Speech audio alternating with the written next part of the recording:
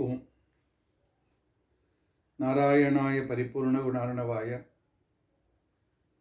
विश्वोदय स्थितिलयोन्नियतिप्रदाय ज्ञानप्रदाय विबुधासुरसौख्यदुःख सत्कारणाय वितताय नमो नमस्ते।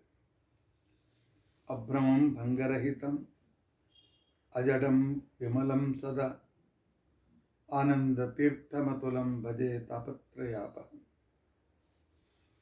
भवति यदनुभावादेडमूकोऽपि वाग्मी जडमतिरपि जन्तुर्जायते प्रज्ञमौलिः सकलवचनचेतो देवता भारती सा मम वचसे निधत्तां सन्निधिं मानसे च। अस्मद्गुरुसमारम्भां टीकाकृत्पादमध्यगां श्रीमदाचार्यपर्यन्तां वन्दे गुरुपरम्परा।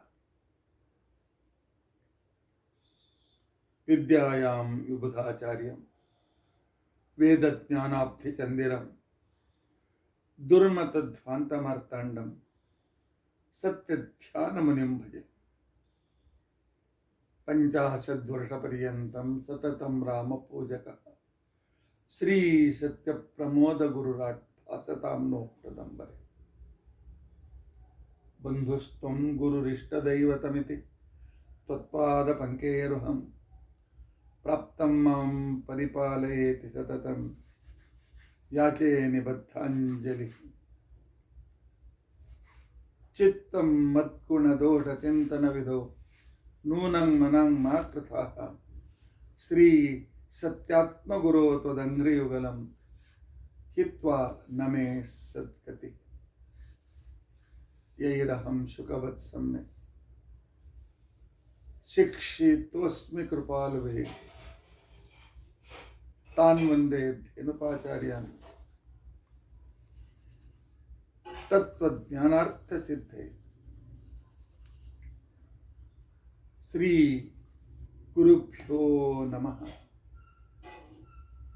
हरिः ओम हरिः ओम हरिः ओम। स्वस्तिस्तु असेडसन्मङ्गलानि सन्तु। श्लोकैकश्रवणपठनमात्रेण उक्तश्च श्रोतॄणां निखिल कलिकृत कल्मषापनोदनपुटतरे धर्माद्यखिल पुरुषार्थ साधने भूते। अद्य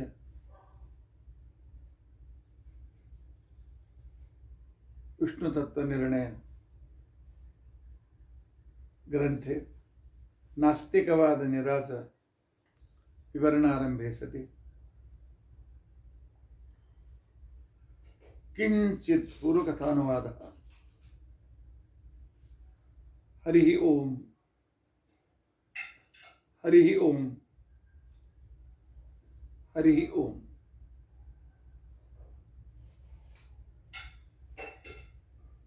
हरे राम राम राम हरे हरे, हरे कृष्ण कृष्ण कृष्ण हरे हरे, हरे राम राम राम हरे हरे, हरे कृष्ण कृष्ण कृष्ण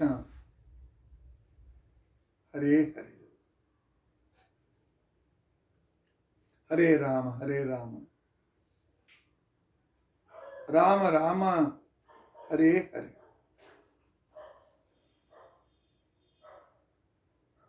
हरे कृष्ण कृष्ण कृष्ण हरे हरे,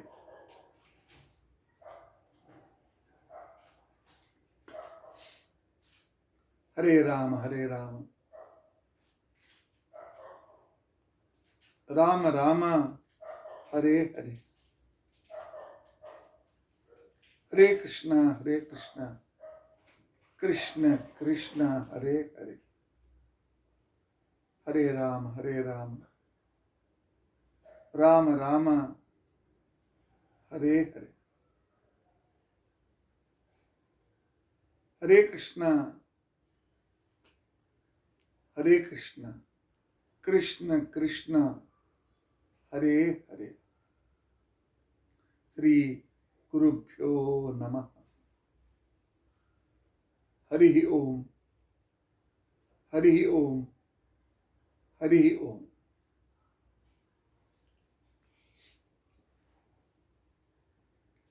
ನಾಸ್ತಿಕವಾದದಿಂದ ಅಂದರೆ ಧರ್ಮವನ್ನು ಒಪ್ಪದೆ, ಧರ್ಮದ ನಿಯಮವನ್ನು ಪರಿಪಾಲನೆ ಮಾಡದೆ ಇರುವುದರಿಂದ ಜನರಿಗೂ ಸುಖವಿಲ್ಲ, ಅದನ್ನು ಉಪದೇಶ ಮಾಡಿದವನಿಗೂ ಸುಖ ಇಲ್ಲ. ಏಕೆಂತಂದರೆ ಮತ್ತು ಧರ್ಮಹೀನತೆ ಮನುಷ್ಯನಿಗೆ ಪರಾಜಯವನ್ನು ತಂದುಕೊಡ್ತಾರೆ. 10 ವರ್ಷಗಳಿಂದ ಭಾರತದ ರಾಜಧಾನಿ ದಿಲ್ಲಿಯಲ್ಲಿ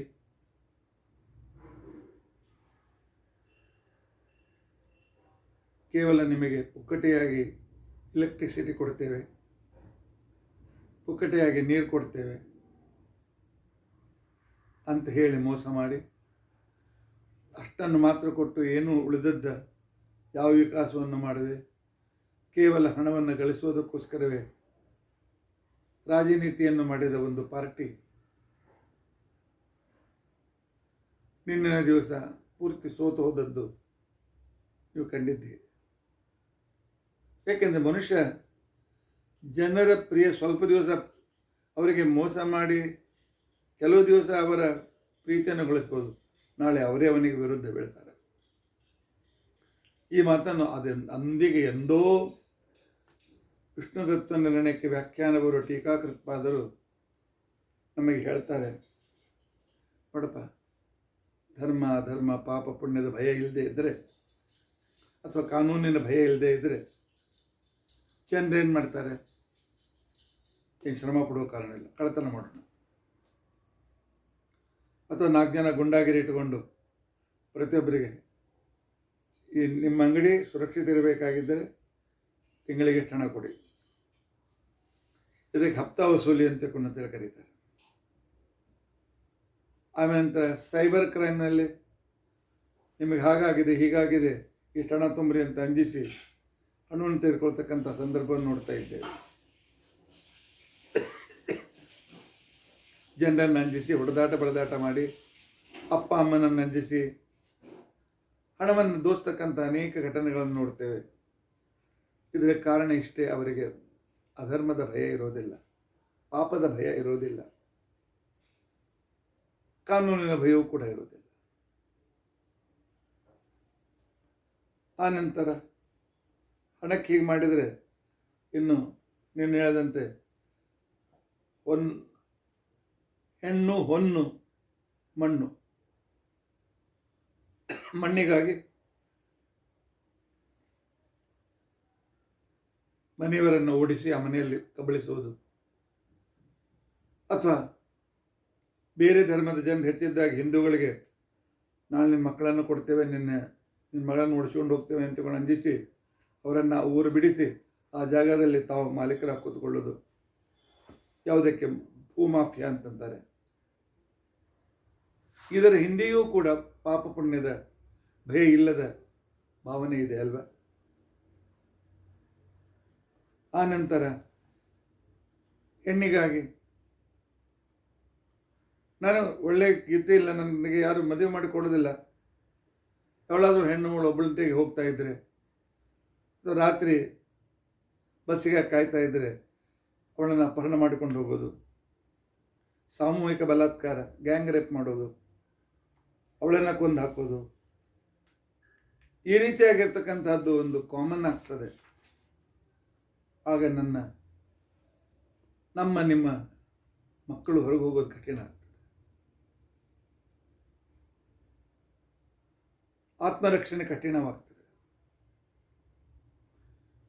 ಈ ರೀತಿ ಮಾಡಿದಾಗ ಒಂದು ಸ್ವಲ್ಪ ದಿವಸ ಮಜಾ ಮಾಡ್ಬೋದು. ಒಂದು ದಿವಸ ಯಾವುದೋ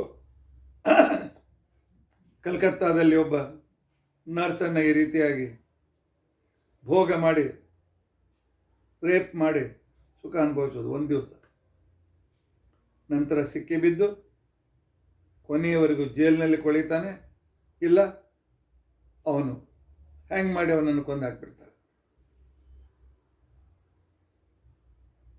ಧರ್ಮ ಇಲ್ಲದೆ ಇದ್ದರೆ, ಕಾನೂನಿನ ಭಯ ಇಲ್ಲದೆ ಇದ್ದರೆ ಅರಾಜಕತೆ ಇರ್ತದೆ, ಅವ್ಯವಸ್ಥೆ ಇರ್ತದೆ, ಹಿಂಸಾವೃತ್ತಿ ಇರ್ತದೆ, ಜನರಲ್ಲಿ ಆಲಸ್ಯ ಹೆಚ್ಚಾಗ್ತದೆ.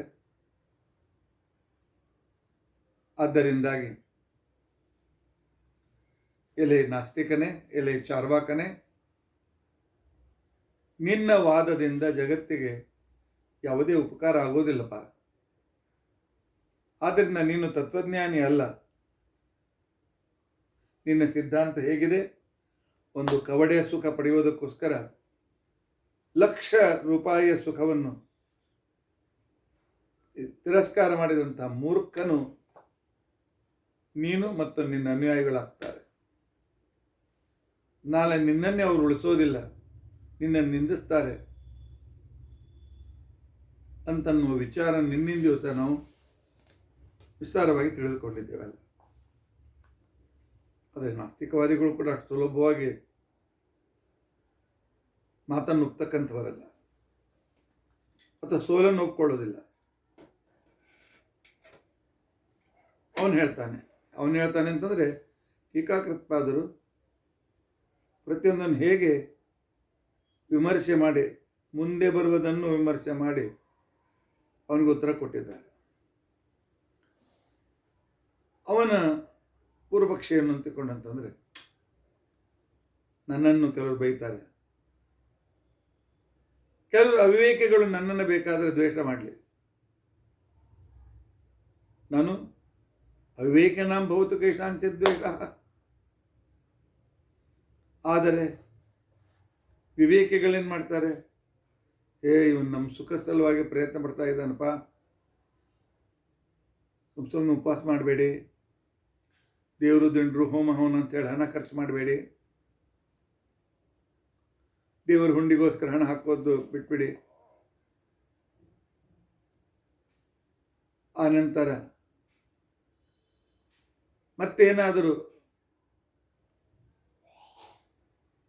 ಅನವಶ್ಯಕವಾಗಿರ್ತಕ್ಕಂಥ ಬ್ರಾಹ್ಮಣರಿಗೆ ದಕ್ಷಿಣೆ ದಾನ ಯುದ್ಧಾದಿಗಳನ್ನು ಮಾಡಬೇಡಿ ಅಂತ ಇವ ಹೇಳ್ತಾನಲ್ಲ, ನಮಗೆ ಉಪಕಾರ ಮಾಡ್ತಾನಲ್ಲ.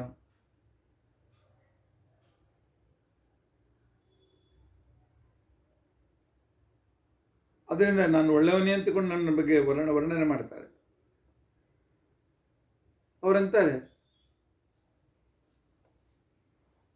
ನಾಸ್ತಿಕವಾದಿಂದ ಹಿಂಸೆ ಆಯಿತು. ಈ ಹಿಂಸೆಗೆ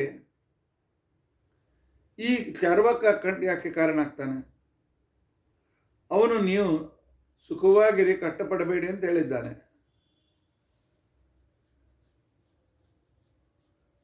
ಆದರೆ ನೀವು ಆ ಸುಖಕ್ಕೋಸ್ಕರ ಹೊಡೆದಾಟ ಬಡದಾಟ ಕಳ್ಳತನ ಮಾಡಿದರೆ ಅವನದೇನು ತಪ್ಪಿದೆ? ನಾಸ್ತಿಕ ಹೇಳ್ತಾನೆ, ಜನರು ಧರ್ಮದ ಮೇಲೆ ವಿಶ್ವಾಸ ಇಲ್ಲದೆ ಹೊಡೆದಾಟ ಬಡದಾಟ ಮಾಡಿ ನಂದೇನು ತಪ್ಪಿದೆ? ನಾನೇನು ಹೇಳಿದ್ದೇನೆ? ಸುಖವಾಗಿರಿ ಅಂತ ತಗೊಂಡು ಹೇಳಿದ್ದೇನೆ. ಧರ್ಮ ಅಂತೇಳಿ ಕಷ್ಟಪಡಬೇಡಿ, ಏಕಾಶಿ ಉಪವಾಸ ಮಾಡಬೇಡಿ ಅಂತ ಹೇಳಿದ್ದೇನೆ.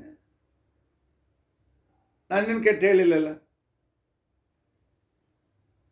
ಈಗ ಡಾಕ್ಟರ್ ಔಷಧಿ ಕೊಡ್ತಾನೆ,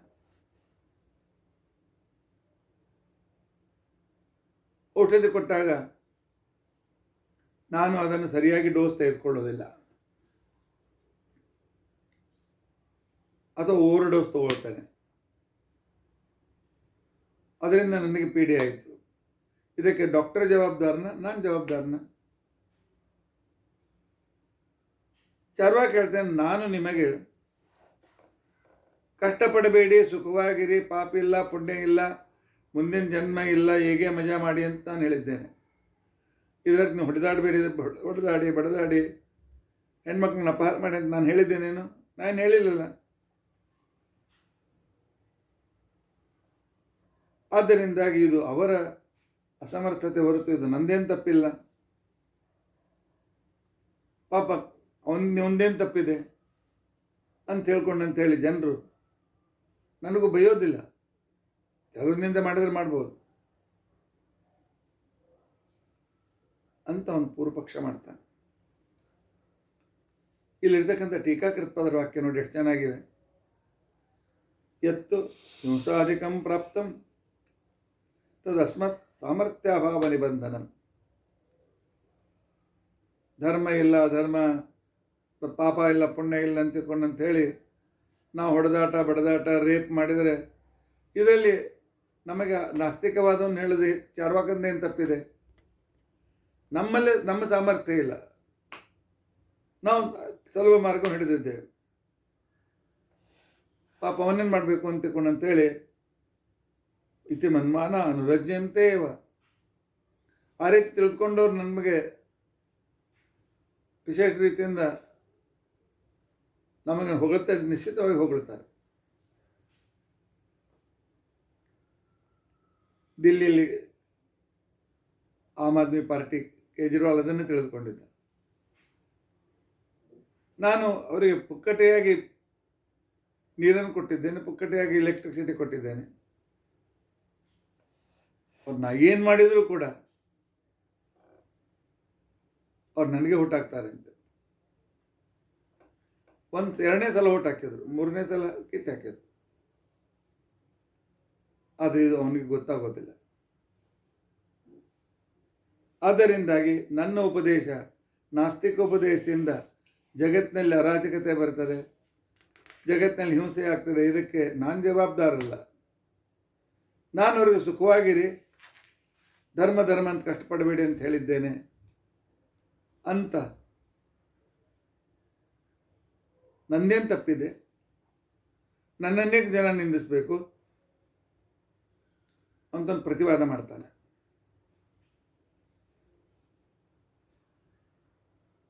ಆಗ ಟೀಕಾಕೃತ್ಪಾದ ಹೇಳ್ತಾರೆ, ನೋಡಪ್ಪ, ನಾಸ್ತಿಕ ವ್ಯಕ್ತಿ ಚಾರ್ವಾಕ, ನಿನ್ನ ವಾದ ಸರಣಿ ಸರಿ ಇಲ್ಲ.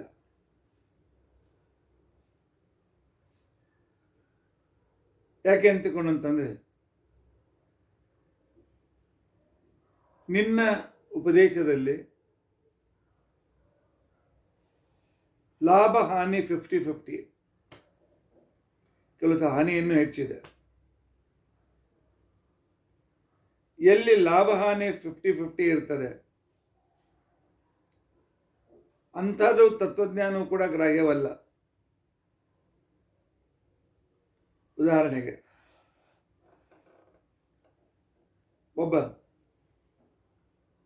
ರೋಗಿಗೆ ಬಹಳ ಚಳಿಯಾಗಿ ನೆಗಡಿ ಕೆಮ್ಮಾಗಿ ಕಫ ಕಟ್ಟಿತು. ಕಫ ಕರಗಲಿಕ್ಕೆ ಡಾಕ್ಟರ್ ಏನು ಮಾಡ್ದ? ಬೆಳಿಗ್ಗೊಂದು ಚಮಚ, ಸಾಯಂಕಾಲ ಮಧ್ಯಾಹ್ನ ಒಂದು ಚಮಚ, ರಾತ್ರಿ ಒಂದು ಚಮಚ ತಗೋ ಅಂತ ಹೇಳಿ ಬ್ರಾಂಡಿ ಕೊಟ್ಟ. ಕಫ ಕರಗಿಸ್ತದೆ. ಆದರೆ ರೋಗಿ ಏನು ಮಾಡ್ದ? ಕುಡಿದು ರುಚಿ ಹತ್ತು, ಆ ರೀತಿಯಾಗಿ ಅದೇ ಚಟವನ್ನು ಬೆಳೆಸ್ಕೊಂಡ್ಬಿಟ್ಟ. ತಪ್ಪ್ಯಾರ್ದು? ಅವನಿಗೆ ಬ್ರಾಂಡಿ ರುಚಿ ಹಚ್ತಿರ್ತಕ್ಕಂಥ ಒಂದೇ ಅಲ್ಲೇ. ಆ ನಂತರ ಸಿಗರೇಟು, ತಂಬಾಕು,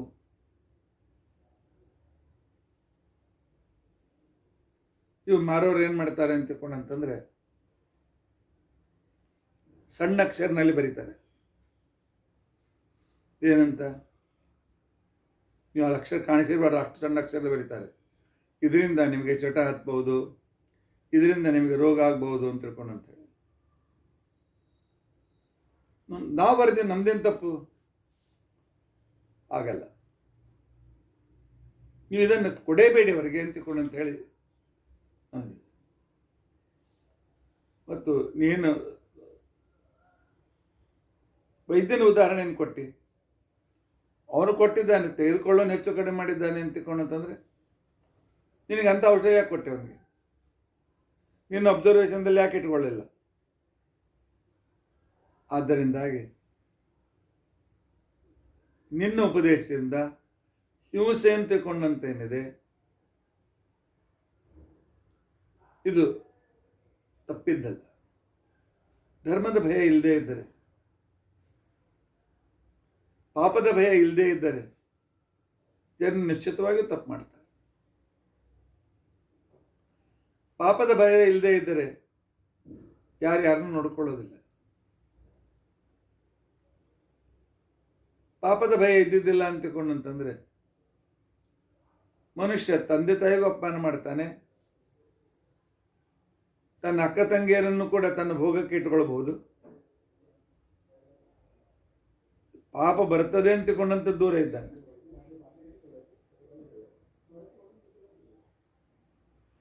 ಮೊನ್ನೆ ಪೇಪರ್ನಲ್ಲಿ ಅಡ್ವರ್ಟೈಸ್ಮೆಂಟ್ ಓದೆ.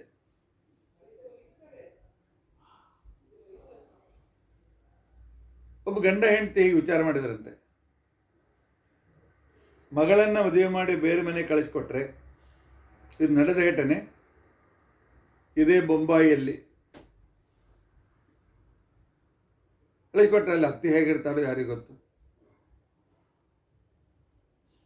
ಆ ನಂತರ ಅವಳಿಗೆ ಅಲ್ಲಿ ಭಾಳ ತ್ರಾಸಾದರೆ, ಇನ್ನು ಮಗನ ಮದುವೆ ಮಾಡಿದರೆ ಬಂತಕ್ಕಂಥ ಸೊಸಿ ಹೇಗಿರ್ತಾಳೆ ಯಾರಿಗೂ ಗೊತ್ತು. ನಮಗೆ ನಾವು ಪೀಡ್ಲಿ ಕೊಡ್ಲಿಕ್ಕೆ ಚಾಲು ಮಾಡಿದರೆ ಅಂತ ಹೇಳವ್ರು ಏನು ಹೇಳಿದರು ಅಂತಿಕೊಂಡು ಅಂತಂದರೆ, ತಮ್ಮ ಮಗನಿಗೆ ಹೇಳಿದರು, ನೋಡು ನಿನ್ನ ತಂಗಿಯನ್ನೇ ಮದುವೆ ಆಗು. ಇದು ನಡೆದ ಘಟನೆ. ಇದರಲ್ಲಿ ಕೂಡ ಬಂದಿತ್ತು, ಟಿ ವಿಯಲ್ಲಿ ಬಂದಿತ್ತು. ಹೀಗಾಗಿ ನನ್ನ ಮಗಳು ಬೇರೆ ಮನೆಗೆ ಹೋಗೋದಿಲ್ಲ, ನನ್ನ ಮನೆಯಲ್ಲಿ ಉಳಿತಾಳೆ. ಆದ್ದರಿಂದಾಗಿ ಅವಳಿಗಂತೂ ಎಕ್ಸ್ಪ್ಲೋಟೇಷನ್ ಆಗೋದಿಲ್ಲ. ನನ್ನ ಮಗಳೇ ನನ್ನ ಸೊಸೆಯಾಗಿ ಬಂದ ಮೇಲೆ ನನಗೂ ತ್ರಾಸು ಕೊಡೋದಿಲ್ಲ ಅವಳು. ಆದರೆ ಅಣ್ಣ ತಂಗಿಯ ಮದುವೆಯಿಂದ ಎಂಥ ಮಹಾಪಾಪ ಬರ್ತದೆ, ಎಂಥ ರೌರವ ನರಕ ಬರ್ತದೆ. ಈ ಭಯ ಇಲ್ಲದೆ ಇರತಕ್ಕಂಥ ಒಳ್ಳೆ ಸುಶಿಕ್ಷಿತ ತನ್ನ ಅಪ್ಪ ಅಮ್ಮ ಇಬ್ಬರು ಇಂಜಿನಿಯರ್, ತಮ್ಮ ಮಗಳ ಮಗನ ಮದುವೆಯನ್ನು ತಾವೇ ನಿಂತ್ಕೊಂಡು ಮಾಡಿದ್ದಾರೆ. ಇಂಥ ಅನರ್ಥಗಳಾಗ್ತವೆ. ಸಗೋತ್ರದಲ್ಲಂತ ಮದುವೆ ಆಗ್ತಕ್ಕಂಥವ್ರು ಬೇಕಾದಷ್ಟು ಜನ ಆಗಿದ್ದಾರೆ. ಅದರಿಂದ ಎಂಥ ಮಹಾಪಾಪ ಬರ್ತದೆ ಅಂತ ಅನ್ನೋದು ಅವ್ರಿಗೆ ಗೊತ್ತಿಲ್ಲ.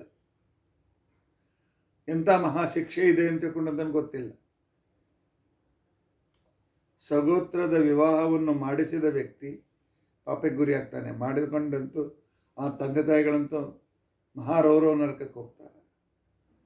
ಆದರೆ ಇವೆಲ್ಲ ಯಾವಾಗ ನಡೀತದೆ? ನಮಗೆ ಅನುಕೂಲ, ಪಾಪ ಪುಣ್ಯದ ಭಯ ಇಲ್ಲ. ಆದ್ದರಿಂದಾಗಿ ಇಂಥ ಸಂದರ್ಭದಲ್ಲಿ ಇದನ್ನು ಹೇಳಿದ ವ್ಯಕ್ತಿ ಆ ನಂತರ ಆ ವ್ಯಕ್ತಿಯೇ ಬಹಳ ಪೀಡಿತನಾಗಬೇಕಾಗ್ತದೆ.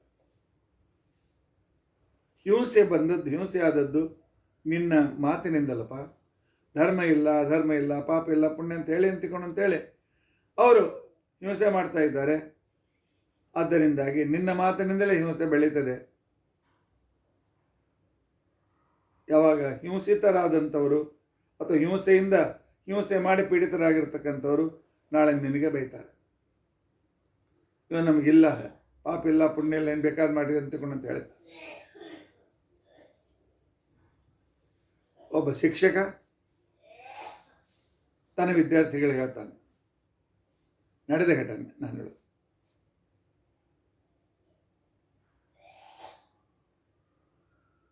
ಒಂದ್ಸಲ ಅವನು ತನ್ನ ವಿದ್ಯಾರ್ಥಿಗಳಿಗೆ ಹೇಳಿದ, ನಿಮಗೆ ನಾನು ಕಾಪಿ ಮಾಡ್ಲಿಕ್ಕೆ ಬಿಡ್ತೀನಿ, ಆದರೆ ಪ್ರತಿಯೊಬ್ಬರು ನನಗೆ 5,000 ರೂಪಾಯಿ ಕೊಡಬೇಕು, ನೀವು ಪಾಸ್ ಆಗ್ತದೆ. ಇದು ನಡೆದ ಘಟನೆ.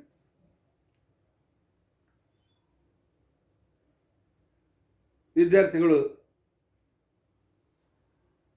ಆಗ್ಲಿಂದ ಒಪ್ಪಿದ್ರು, ಹಣ ಕೊಟ್ಟರು. ಆನಂತರ ಇವನೇ ಅಧ್ಯಾಪಕ, ಸೂಪರ್ವೈಸರ್, ಹೊರಗೆ ಬಂದು ನಿಂತ ಹುಡುಗರಿಗೆಲ್ಲ ಹೇಳೋದು, ಪುಸ್ತಕ ನೋಡಿ ಬರೀರಿ ಅಂತ. ಆಗ ಅಕಸ್ಮಾತ್ತಾಗಿ ಈ ಕಾಪಿಗಳನ್ನು ಚೆಕ್ ಮಾಡ್ತಕ್ಕಂಥ ಸ್ಕ್ವಾಡ್ ಆ ಶಾಲೆಗೆ ಬಂತು.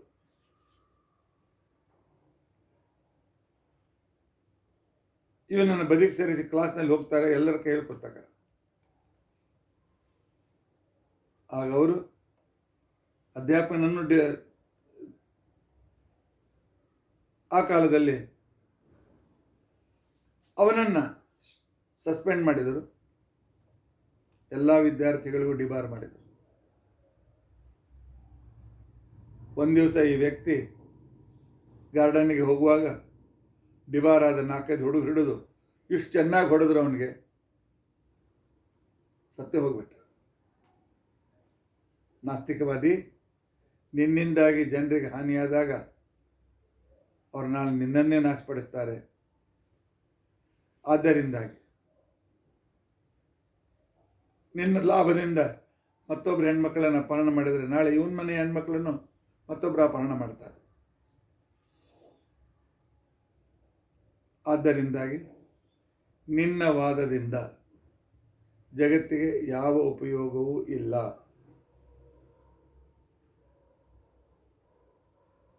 ಆದ್ದರಿಂದಾಗಿ ನಾಸ್ತಿಕವಾದದಲ್ಲಿ ವಿಷಯ ಅಧಿಕಾರಿ ಪ್ರಯೋಜನ ಇಲ್ಲ. ಅದಕ್ಕೋಸ್ಕರ ನೀನು ತತ್ವಜ್ಞಾನಿ ಆಗಲಾರ. ಇಷ್ಟು ಹೇಳಿದರೂ ಕೂಡ ನಾಸ್ತಿಕ ಒಪ್ಪಿಕೊಳ್ಳೋದಿಲ್ಲ. ಮೊಂಡಮ, ನಾಯಿ ಬಾಲ ಯಾವಾಗಲೂ ಸೊಟ್ಟಂತೆ ಅತಿ ಮೊಂಡ ವ್ಯಕ್ತಿ. ಅವನು ಹೇಳ್ತಾನೆ, ನಾಸ್ತಿಕವಾದೀಗ ಎಲ್ಲ ಶಾಲೆಯಲ್ಲಿ ಇದೆ,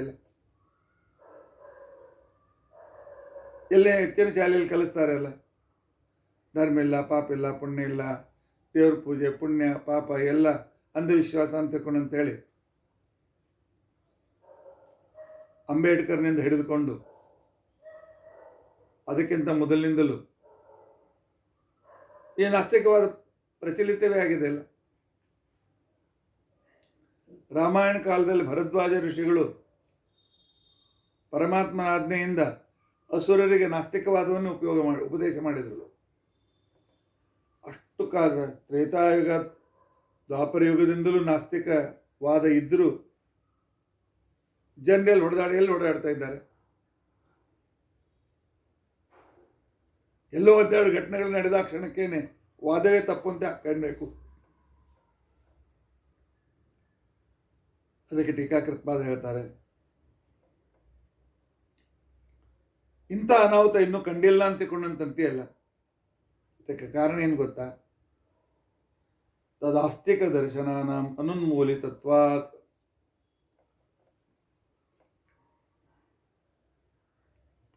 ನಮ್ಮ ಸನಾತನ ಧರ್ಮ ಇಷ್ಟು ಗಟ್ಟಿಮುಟ್ಟಾಗಿದೆಯಲ್ಲ, ಭಾರತ ದೇಶದ ಮೇಲೆ ಕೃತಿಯುಗದಲ್ಲಿ ಹಿರಣ್ಯಾಕ್ಷ ಹಿರಣ್ಯಕಶಿಪುಗಳ ಆಕ್ರಮಣ ಮಾಡಿದರೆ, ಧರ್ಮದ ಮೇಲೆ ತ್ರೇತಾಯುಗದಲ್ಲಿ ರಾವಣ ಕುಂಭಕರ್ಣರಂಥವ್ರು ಆಕ್ರಮಣ ಮಾಡಿದರು, ದ್ವಾಪರಯುಗದಲ್ಲಿ ಜರಾಸಂಧಾದಿಗಳಂಥವರು ಆಕ್ರಮಣ ಮಾಡಿದರು. ಈ ಸನಾತನ ಧರ್ಮ ಉಳಿದುಕೊಂಡು ಬಂದಿದೆ. ಸನಾತನ ಧರ್ಮ ಇನ್ನೂ ಜೀವಂತ ಇದೆ ಅಂತ ತಿಳ್ಕೊಂಡಂತೇಳಿ ಮಳೆ ಬೆಳೆ ಆಗ್ತಾ ಇದೆ. ಎಂದು ಸನಾತನ ಧರ್ಮ ಪೂರ್ತಿಯಾಗಿ ನಿರ್ನಾಮವಾಗ್ತದೆ, ಆಗ ಹೋಮ ಹವನಗಳಾಗೋದಿಲ್ಲ, ಮಳೆನೂ ಆಗೋದಿಲ್ಲ, ಬರಗಾಲ ಬೀಳುತ್ತದೆ. ಇನ್ನು ಸನಾತನ ಧರ್ಮದ ಬೇರು ಗಟ್ಟಿಯಾಗಿವೆ ಅಂತ ತಿಳ್ಕೊಂಡಂತೇಳಿ ನಿಮ್ಮ ನಾಸ್ತಿಕವಾದದಿಂದ ಕೆಲವು ಜನ ಪರಪಾತರಾಗಿ ಅನ್ಯಾಯ ಮಾಡ್ತಾರೆ ಹೊರತು ಕಾಮನ್ ಆಗಿರ್ತಕ್ಕಂಥ ಅರಾಜಕತೆ ಇನ್ನೂ ಪ್ರಾರಂಭವಾಗಿಲ್ಲ. ಇದಕ್ಕೆ ಕಾರಣ ನಮ್ಮ ಸನಾತನ ಧರ್ಮದ ಬೇರು ಅತ್ಯಂತ ಗಟ್ಟಿಯಾಗಿದೆ. ಅದಕ್ಕೋಸ್ಕರ ಆದರೆ ನಿಮ್ಮಂಥವರು ಈ ಸನಾತನ ಧರ್ಮವನ್ನು ಮೂಲತಃ ಕಿತ್ತಿ ಹಾಕಬೇಕು ಅಂತ ತಿಳ್ಕೊಂಡಂತೇಳಿ ಮಾಡ್ತಾ ಇದ್ದೆ ಅಲ್ವೇ? ಅಂದು ಟೀಕಾಕೃತ್ಪಾದರು ಹೇಳಿದ ಮಾತಿದು 14ನೇ ಶತಮಾನದ ಆರಂಭದಲ್ಲಿ. ಈಗ ಮೊನ್ನೆ ಲೋಕಸಭಾ ಸಂದರ್ಭದಲ್ಲಿ ತಮಿಳುನಾಡಿನ ಮುಖ್ಯಮಂತ್ರಿ ಅವನ ಮಗ ಸನಾತನ ಧರ್ಮ ವಿನಾಶಕ್ಕೆ ನಾವು ಹುಟ್ಟಿ ಬಂದಿದ್ದೇವೆ ಅದಕ್ಕೋಸ್ಕರ ನಮ್ಮದಿದೆ ಅಂತೇಳಿ ಆ ನಂತರ ಕಾಂಗ್ರೆಸ್ಸಿನ ಖಡ್ಗೆ ಸನಾತನದ ಅವನ ಮಗ ಸನಾತನ ಧರ್ಮವನ್ನೇ ನಾಶಪಡಿಸುವುದು ನಮ್ಮ ಉದ್ದೇಶ. ಇಂಥವ್ರ ಮೇಲಿಂದ ಮೇಲೆ ಹಾಕ್ತಾರೆ. ಇಂಥ ನಾಸ್ತಿಕವಾದಿಗಳು ಎಲ್ಲ ಕಾಲಕ್ಕೂ ಇರ್ತಾರೆ. ಆದರೆ ನೀನು ತತ್ವಜ್ಞಾನಿ ಆಗೋದಿಲ್ಲ, ನಿಮ್ಮಂಥವರಿಂದ ಏನು ಆಗೋದಿಲ್ಲ. ಅದು ನಿನ್ನನ್ನು ತತ್ವಜ್ಞಾನಿ ಫಿಲಾಸಫರ್ ಅಂತ ತಿಳ್ಕೊಂಡಂತೇಳಿ ನಿನ್ನನ್ನು ಸ್ವೀಕಾರ ಮಾಡಲಿಕ್ಕೆ ಆಗಂಗಿಲ್ಲ.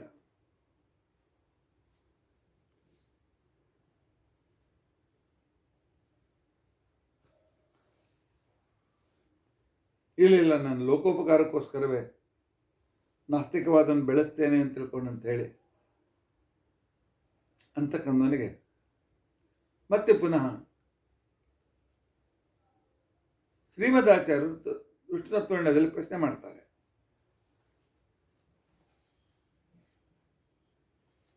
ಹೋಗಪ್ಪ, ನೀನು ಲೋಕಕ್ಕೆ ಉಪಕಾರ ಮಾಡೋ ಸಲ ಉಪದೇಶ ಮಾಡ್ತೀಯಲ್ಲ, ಈ ಉಪಕಾರ ಯಾಕೆ ಮಾಡ್ತೀಯ? ಉಪಕಾರದ ಉದ್ದೇಶ ಏನದು ಹೇಳು. ನೀನು ಮಾಡುವ ಉಪಕಾರದಿಂದ ನಿನಗೇನು ಲಾಭನ? ಲಾಭ ಇಲ್ಲದೆ ಮನುಷ್ಯ ಪ್ರವೃತ್ತನಾಗೋದಿಲ್ಲ. ನಮ್ಮಲ್ಲಿ ನಾವು ಹೇಳ್ತೇವೆ, ನಾವು ಪರೋಪಕಾರ ಮಾಡಿರಿ ಅಂತ ಹೇಳ್ತೇವೆ. ಪರೋಪಕಾರ ಮಾಡಿದ್ರೆ ಪುಣ್ಯ ಬರ್ತದೆ, ಪುಣ್ಯದಿಂದ ಸ್ವರ್ಗ ಬರ್ತದೆ, ಅದಕ್ಕೋಸ್ಕರ ಪರೋಪಕಾರ ಮಾಡಿರಿ, ಧರ್ಮ ಮಾಡಿರಿ ಅಂತ ನಾವು ಹೇಳ್ತೇವೆ. ನಾನು ಲೋಕೋಪಕಾರ ಮಾಡ್ತೀನಿ ಅಂತಂತೀಯಲ್ಲ, ನಿನಗೇನು ಲಾಭದಪ್ಪ? ಆದ್ದರಿಂದಾಗಿ ನಚ ಉಪಕಾರೇಣ ತಸ್ಯ ಪ್ರಯೋಜನ ಅದೃಷ್ಟಾಭಾವಾತ್. ಯಾಕೆಂದ್ರೆ ನೀನು ದೈವ, ಅದೃಷ್ಟ, ಪುನರ್ಜನ್ಮ, ಸ್ವರ್ಗ ನರಕ ಒಪ್ಪೋದಿಲ್ಲ. ಆದ್ದರಿಂದ ನೀನು ಲೋಕೋಪಕಾರ ಅಂತ ತಿಳ್ಕೊಂಡು ಹೇಳ್ತೀಯಲ್ಲ, ಇದುವರೆ ಡೊಂಗದು. ನಾನು ಧಾರ್ಮಿಕ ಅಂತಕೊಂಡಂತೇಳಿ ನಮ್ಮಲ್ಲಿ ಕೆಲವರು ಚುನಾವಣಾ ಬಂದಾಕ್ಷಣಕ್ಕೇನೆ ಹಿಂದೂಗಳು ಹೊಟ್ಟಬೇಕು ಅಂತ ಮಂದಿರಕ್ಕೆ ಹೋಗ್ಲಿಕ್ಕೆ ಚಾಲು ಮಾಡ್ತಾರೆ.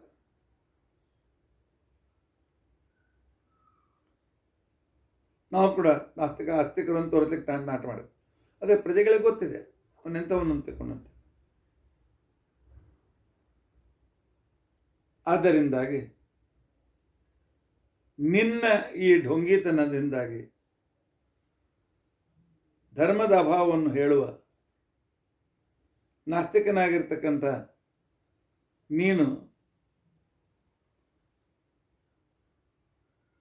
ನಿನ್ನನ್ನು ನಾವು ಖಂಡನ ಮಾಡೋದು ಭಾಳ ಕಠಿಣ ಇಲ್ಲಪ್ಪ. ಯಾಕೆ ಖಂಡನ ಇಲ್ಲ? ಯಾಕೆ ಕಠಿಣ ಇಲ್ಲ ಹೇಳ್ತೀವಿ, ಕೇಳಿ ನೋಡು. ನಾನು ಧರ್ಮ ನಂಬೋದಿಲ್ಲ, ನನ್ನ ಉಪದೇಶದಿಂದ ಕಣ್ಣಿ ಕಾಣದೇ ಇರತಕ್ಕಂಥ ಸ್ವರ್ಗಾದಿಗಳ ಪುಣ್ಯ ಮತ್ತು ಸ್ವರ್ಗಾದಿಗಳು ಸಿಗ್ತವೆ ಅಂತ ನಾನು ಹೇಳೋದಿಲ್ಲ ಅಂತ ನೀನೇನು ಸ್ವೀಕಾರ ಮಾಡಿದ್ದೀಯಲ್ಲ, ಇದರಿಂದ ನಮಗೆ ಅರ್ಧ ಭಾರ ಕಡಿಮೆ ಆಯ್ತು. ಅಥೋ ಧರ್ಮಾದ್ಯ ಭಾವಂ ವದತ ಸ್ವ ಸಮಯಸ್ಯ ಅನರ್ಥಕ್ಯಂ ಅಂಗೀಕೃತಮೇವ. ನೀನೇ ನಿನ್ನ ಮತದ ಅನರ್ಥಕ್ಕೆ ನೀನೇ ಅನರ್ಥ ಇದೆ. ನಿನ್ನ ಮತದ ಪ್ರಕಾರ ಸ್ವರ್ಗ ಆನಂತರ ಮೋಕ್ಷ ಐತೆ ಸಿಗೋದಿಲ್ಲ ಅಂತ ಅನ್ನೋದಂತಂದಾಗ ಅದು ನಿಷ್ಪ್ರಯೋಜಕ ಅಂತಕೊಂಡು ನೀನೇ ಹೇಳ್ದಾಗಾಯ್ತಲ್ಲ. ಇಲ್ಲ ಲೌಕಿಕ ಲಾಭ ಇದೆ ಅಂತಕೊಂಡಂತಂದರೆ ಲೌಕಿಕ ಲಾಭ ನಿನ್ನ ಧರ್ಮ ಪರಿಪಾಲನೆ ಮಾಡೋದ್ರಿಂದ ಆಗ್ತಾನೆ. ಒಳ್ಳೆ ನೌಕರಿ ಮಾಡಿದ್ರು ಕೂಡ ಲೌಕಿಕ ಲಾಭ ಇದೆ, ವ್ಯಾಪಾರ ಮಾಡಿದ್ರೆ ಲೌಕಿಕ ಲಾಭ ಇದೆ, ದೇವರ ಅನುಗ್ರಹ ಸಂಪಾದನೆ ಮಾಡಿದ್ರು ಎಲ್ಲ ರೀತಿಯಾಗಿರ್ತಕ್ಕಂಥ ಅನುಕೂಲತೆ ಆಗ್ತದೆ. ಅದಕ್ಕೆ ನಿನ್ನ ಬಾಧ ಯಾಕೆ ಬೇಕು? ಆದರೆ ನಾಸ್ತಿಕವಾದ್ದರಿಂದ ಲೌಕಿಕವಾಗಿಯೂ ಬಹಳ ವಿಶೇಷ ಲಾಭ ಇಲ್ಲ, ಪಾರಲೌಕಿಕ ಲಾಭ ಅಂತ ಇಲ್ಲ, ಒಪ್ಪೋದೇ ಇಲ್ಲ ಅವನು. ಈ ರೀತಿಯಾಗಿ ಆಚಾರ್ಯರ ವಾಕ್ಯಗಳು ಈ ರೀತಿಯಾಗಿವೆ. ನಚ ಉಪಕಾರೇಣ ತಸ್ಯ ಪ್ರಯೋಜನಂ ಅದೃಷ್ಟಾಭಾವಾತ್ ಅಥೋ ಧರ್ಮಾದಿ ಅಭಾವಂ ವದತ ಸ್ವ ಸಮಯಸ್ಯ ಅನರ್ಥಕ್ಯಂ ಅಂಗೀಕೃತಮೇವೇತಿ. ಇದು ವಿಷ್ಣುತ್ವದ ಮೂಲ ಭಾಗ. ಇದರ ಮೇಲೆ ಟೀಕಾಕೃತ್ಪಾದರು ಇನ್ನೂ ಸ್ವಲ್ಪ ವಿಸ್ತಾರ ಮಾಡ್ತಾರೆ.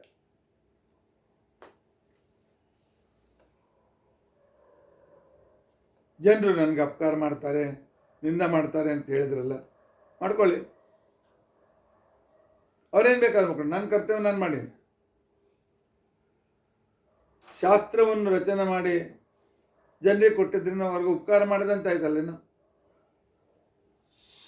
ಆದ್ದರಿಂದ ನಾನು ಉಪಕಾರ ಮಾಡಿದ್ದರಿಂದಾಗಿ ಜಗತ್ತಿಗೆ ಉಪಕಾರ ಮಾಡುವುದೇ ನನ್ನ ವಿಷಯ ಆಗ್ತದೆ. ಉಪಕಾರದಿಂದಾಗುವ ನನಗೆ ಆನಂದ ಏನಿದೆ ಅದೇ ನನ್ನ ಪ್ರಯೋಜನ.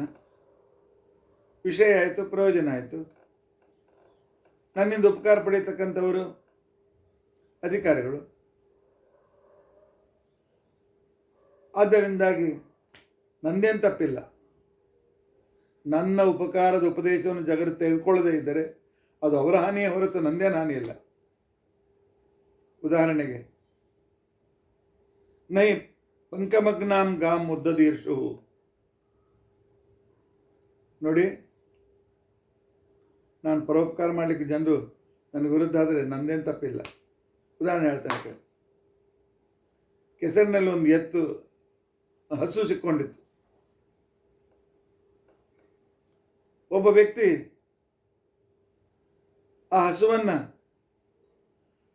ಆ ಕೆಸರಿನ ತೆಗಿಬೇಕು ಅಂತ ತಿಳ್ಕೊಂಡಂತೇಳಿ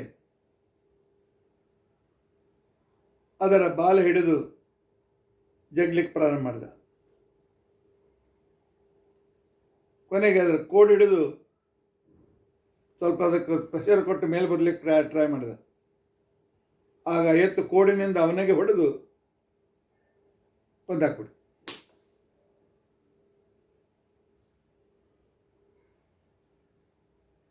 ಈಗ ತಪ್ಪು ಯಾರದು?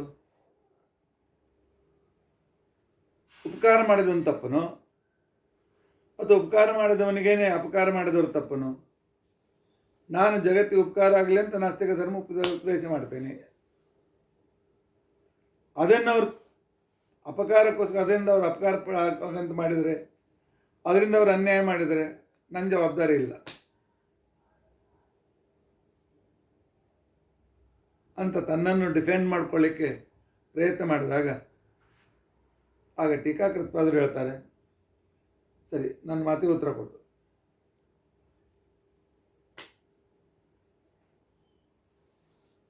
ಉಪಕಾರ ಜಗತ್ತಿಗೆ ಮಾಡ್ತಾ ಇದೆಯಲ್ಲಪ್ಪ,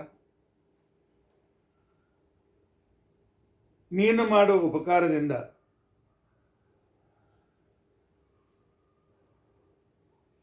ನಿನಗೋಸ್ಕರ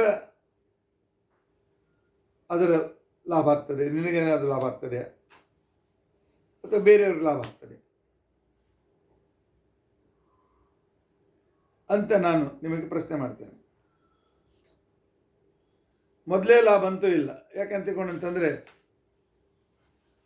ಉಪಕಾರ ಮಾಡೋದ್ರಿಂದ ಬರತಕ್ಕಂಥ ಪುಣ್ಯ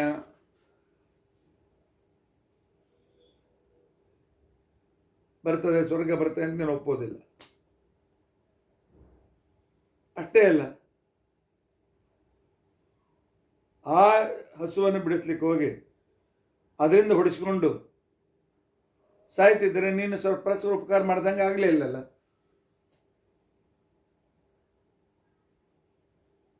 ಆ ನಂತರ ಇಲ್ಲ, ಪರರ ಉಪಕಾರ ಮಾಡ್ತೇನೆ ಅಂತ ತಿಳ್ಕೊಂಡಂತಂದಾಗ ಪರರಿಗೆ ಪ್ರತ್ಯಕ್ಷ ಪ್ರಯೋಜನ ಇದೆಯೋ ಅಪ್ರತ್ಯಕ್ಷ ಪ್ರಯೋಜನ ಇದೆಯೋ? ಪ್ರತ್ಯಕ್ಷ ಪ್ರಯೋಜನ ಅಂತೂ ಇಲ್ಲ. ಯಾಕಂದರೆ ಹಿಂಸಾದಿಗಳನ್ನು ಮಾಡಿದ್ರಿಂದ ನಿನಗೂ ಅಪವಾದ, ಅವರಿಗೂ ದುರ್ಗತಿ. ಇನ್ನು ಅಪರೋಕ್ಷ ಕಣ್ಣಿಗೆ ಕಾಣದೇ ಇರತಕ್ಕಂಥ ಲಾಭ ಇದೆ ಅಂತ ತಿಳ್ಕೊಂಡಂತ, ಅದೃಷ್ಟ ಲಾಭ ಇದೆ ಅಂತ ತಿಳ್ಕೊಂಡಂತಂದರೆ ನೀನು ಅದನ್ನು ಒಪ್ಪೋದೇ ಇಲ್ಲ.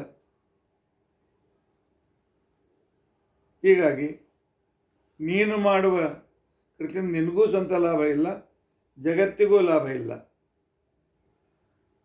ನ ಚ ತಸ್ಯ ಶಾಸ್ತ್ರ ಪ್ರಣೀತು ಸರ್ವವಿದ್ಯೇಷು ವಿಷಯಾತ್ವಾತ್ ಪ್ರಣಾಳಿಕಾಂತರಾಭಾವಾತ್ ಅಂತೇಳಿ ಟೀಕಾಕೃತ್ಪಾದರು ಹೇಳ್ತಾರೆ. ಸ್ವಂತ ಲಾಭನೂ ಇಲ್ಲ, ಮತ್ತೊಂದು ಲಾಭನೂ ಇಲ್ಲ, ಪಾರಲೌಕಿಕ ಲಾಭ ನೀನಂತ ಒಪ್ಪೋದಿಲ್ಲ. ಆದ್ದರಿಂದಾಗಿ ನಿನ್ನ ಉಪದೇಶದಿಂದ ನಿನ್ನ ತತ್ವದಿಂದ, ನಿನ್ನ ಲೋಕದಿಂದ, ನಿನ್ನ ಗ್ರಂಥಗಳಿಂದ ಜಗತ್ತಿಗೆ ಯಾವ ಉಪಯೋಗವೂ ಇಲ್ಲ. ಎದುರು ಕಾಣಿಸಂಗಿಲ್ಲ, ಪುಣ್ಯ ಬರ್ತದೆ ಅಂತ ಅನ್ಲಿಕ್ಕೆ ನೀನು ಅಲ್ಲಿಗೆ ಬರೋದೇ ಇಲ್ಲ. ಅಷ್ಟೇ ಇಲ್ಲ, ನಿನ್ನಿಂದ ಹಾನಿಗೆ ಒಳಗಾಗಿರ್ತಕ್ಕಂಥ ಜನರು ಒಂದಿಲ್ಲ ಒಂದು ದಿವಸ ನಿನ್ನನ್ನೇ ಕೊಂದು ಹಾಕ್ಬಿಡ್ತಾರೆ. ಉದಾಹರಣೆ ನಿನ್ನೆ ದಿವಸ ನಾನು ಹೇಳಿದ್ದೇನೆ. ಆದ್ದರಿಂದಾಗಿ ನಿನ್ನ ವಿನಾಶವೇ ಆಗ್ತದೆ. ಇಂಥ ಒಂದು ತಪ್ಪು ದಾರಿಗೆ ಯಾಕೆ ಬೀಳ್ತಿ? ಆದ್ದರಿಂದಾಗಿ ನಿನ್ನ ಶಾಸ್ತ್ರಕ್ಕೆ ಸರಿಯಾದ ಪ್ರಯೋಜನವಿಲ್ಲ, ಆದ್ದರಿಂದ ವಿಷಯನೂ ಇಲ್ಲ, ಆದ್ದರಿಂದ ಅಧಿಕಾರಿಗಳು ಇಲ್ಲ. ಅದಕ್ಕೋಸ್ಕರ ನೀನು ತತ್ವಜ್ಞಾನಿ ಆಗಲು ಸಾಧ್ಯವಿಲ್ಲ.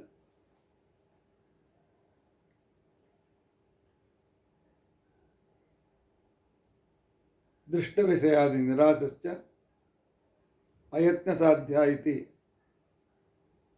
ಆದ್ದರಿಂದಾಗಿ ಶಿಷ್ಯರೇ, ನಾಸ್ತಿಕವಾದವನ್ನು ಖಂಡನೆ ಮಾಡೋದು ಬಹಳ ಸುಲಭ. ಯಾಕೆಂತಂದರೆ ಅವನಿಗೆ ಸ್ವಂತ ಲಾಭ ಅಂತೂ ಇಲ್ಲ, ಇನ್ನು ಬಾಹ್ಯ ಲಾಭ ಇದೆ ಅಂತಕೊಂಡಂತಂದರೆ ಅಧರ್ಮದಿಂದಲೇ ಸುಖವಾಗಿರ್ಲಿಕ್ಕೆ ಬೇಕೇನು? ಧರ್ಮದಿಂದಲೂ ಸುಖವಾಗಿರ್ಲಿಕ್ಕಾಗ್ತದೆ. ಅಷ್ಟೇ ಅಲ್ಲ, ಪಾರಲೌಕಿಕ ಲಾಭ ಅಂತ ಒಪ್ಪೋದೇ ಇಲ್ಲ. ಆದ್ದರಿಂದಾಗಿ ಅಸೌ ಧರ್ಮಾದ್ಯ ಭಾವಂ ಅಭ್ಯುಗಚ್ಚನ್, ಧರ್ಮ ಇಲ್ಲ, ಪಾಪ ಇಲ್ಲ, ಪುಣ್ಯ ಇಲ್ಲ ಅಂತೇಳಿ ಹೇಳ್ತಕ್ಕಂಥ ಈ ನಾಸ್ತಿಕವಾದಿ ಅಂತೇನಿದ್ದಾನೆ,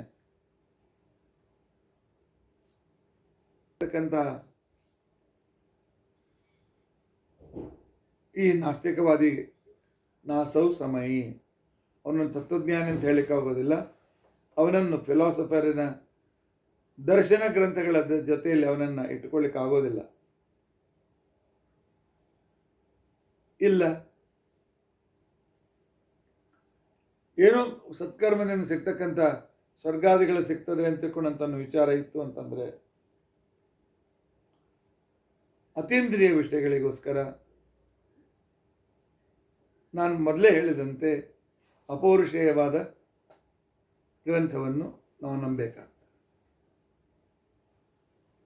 ಅಪೌರುಷೇಯ ಗ್ರಂಥವನ್ನು ನಂಬದೇ ಇರತಕ್ಕಂತಹ, ಧರ್ಮಾಧರ್ಮ ನಂಬದೇ ಇರತಕ್ಕಂಥ ನಾಸ್ತಿಕನಿಂದಾಗಿ ಅವನಿಗೂ ಸ್ವತಕ್ಕೂ ಹಾನು, ಪರರಿಗೂ ಹಾನಿ, ಹೀಗೆ ಯಾವುದೇ ರೀತಿಯಾಗಿರ್ತಕ್ಕಂಥ ಉಪಕಾರ ಜಗತ್ತಿಗೆ ಇಲ್ಲದೇ ಇದ್ದದರಿಂದಾಗಿ ಆ ವಾದವನ್ನು ಸ್ವೀಕಾರ ಮಾಡಲಿಕ್ಕೆ ಯೋಗ್ಯ ಆಗುವುದಿಲ್ಲ.